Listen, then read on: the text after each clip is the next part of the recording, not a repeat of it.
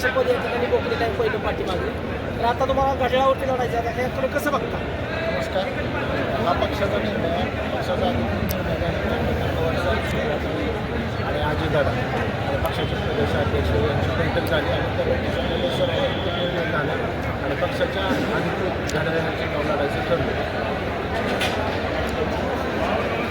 आता त्या ठिकाणी काही प्रकर्षाने कामे असतील, जनतेला काय विश्वास द्याल तुम्ही?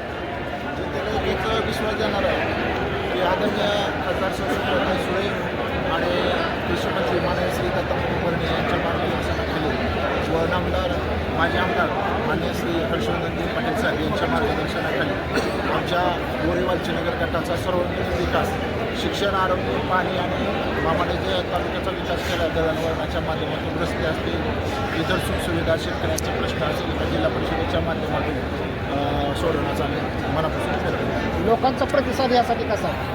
लोकांचा प्रतिसाद म्हणजे गेल्या कित्येक वर्षापासून तो गट हा भरणेमामांचा पालिकेला होमपीच म्हणून ओळखला जातो.